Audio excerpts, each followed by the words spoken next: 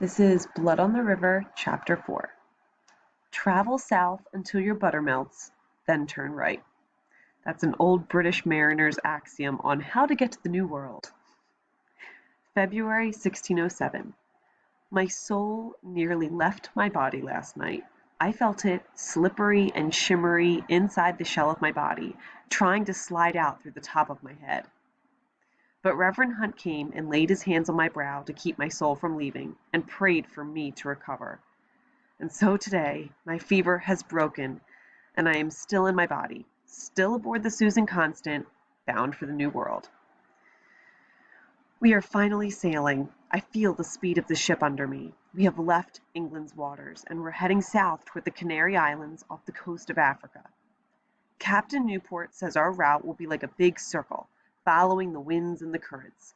We'll sail south to the Canaries, then west to the West Indies, and then north to Virginia. To go back to England, if I ever do, we will sail still farther north and then east to England to finish the circle. Captain Newport says the fevers gripped us because we stayed so long in the fog and cold of England's winter. Now it's warmer every day. If my soul had gone out of my body, I'd have left the rolling of the ship, the stench in the closed-up 'tween deck, the rats that sometimes scuttle over my face in the night.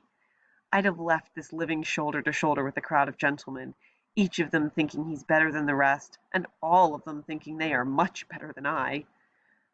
But I'd also have left the chance to see the islands, and beyond them, Virginia. I'd have left my chance to dig for gold.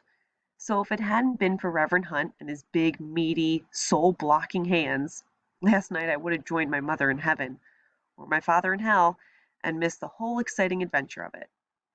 I pull on my slops and tie them at my knees and at my waist. I'm so skinny now, they nearly fall off of me. How long was I ill? 10 days? 2 weeks? I wobble on unsteady legs. Air. That's what I need. Fresh air. Someone throws open the hatch. This is my chance. I pick up a slop bucket, my ticket to the ship's deck. I start up the ladder, carrying the slop bucket carefully. I glance down into it.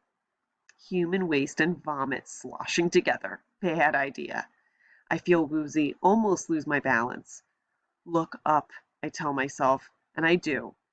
And in a moment, my head is out of the hatch opening, and I'm looking at a violet blue sky with wispy pink clouds. Sunrise at sea.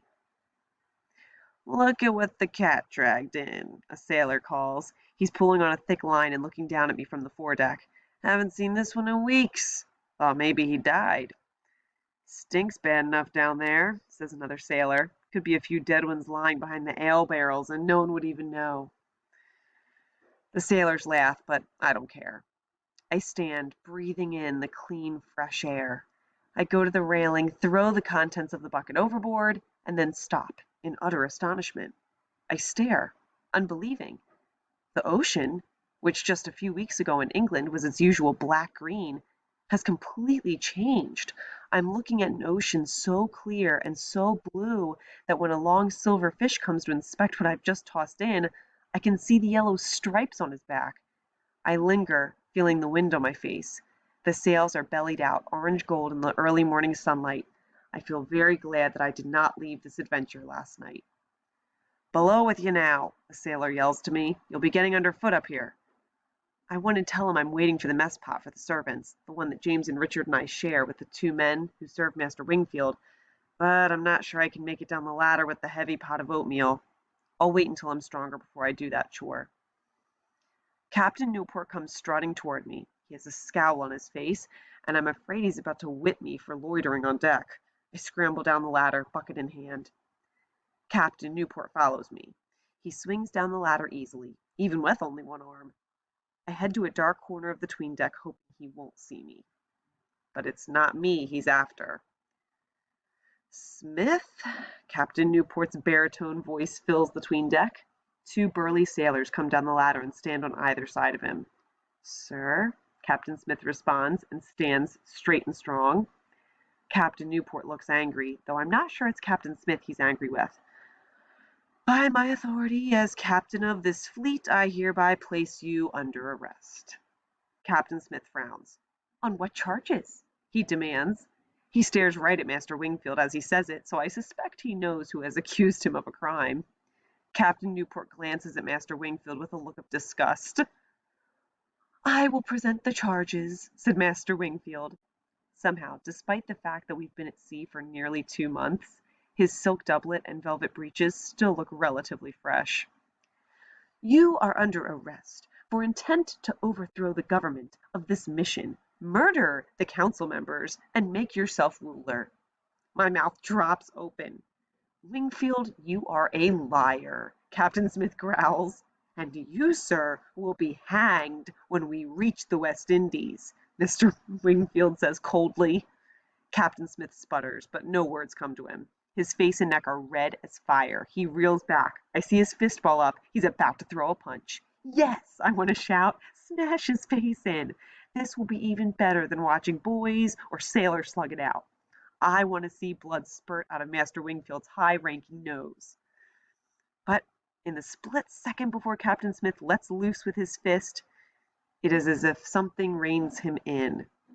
He hunches his shoulders, opens and closes his hands, takes a deep breath, then he turns to Captain Newport and speaks almost calmly. "Captain, do you believe these charges which have been brought against me?" he asks. Captain Newport looks startled, as if he didn't expect this question. I cannot leave a suspected traitor unshackled," he says. "And what if I accuse Master Wingfield of being a traitor?"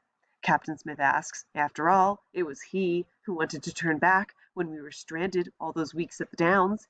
It is he and his gentlemen friends who want to go back to England, to their comforts, every time there's a storm." He says the word "gentleman" as if it is a pile of sheep dung in the kitchen, and this makes me smile. This is how they treat their signed 7-year contracts with the Virginia Company. "You have no right to accuse me," Master Wingfield shouts. "You are a commoner. You cannot level charges against your betters." "My betters?" Captain Smith raises his eyebrows. "A pig has more royal blood than you do."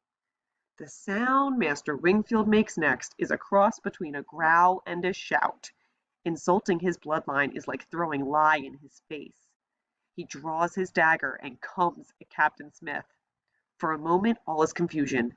Reverend Hunt catches Master Wingfield's arm, the 2 sailors step between the angry men, and Captain Newport's voice booms out, "Release your weapon! Let the law handle this!" Then he orders the sailors, "Nelson, pull, put Smith in irons." The 2 sailors hustle Captain Smith over to the chain bolts that stand ready, fastened to the wall of the 'tween deck, waiting to restrain a prisoner or any drunken sailor who started a fist fight. They clamp Captain Smith's ankles and wrists into the chains. I can't believe Captain Newport is doing this.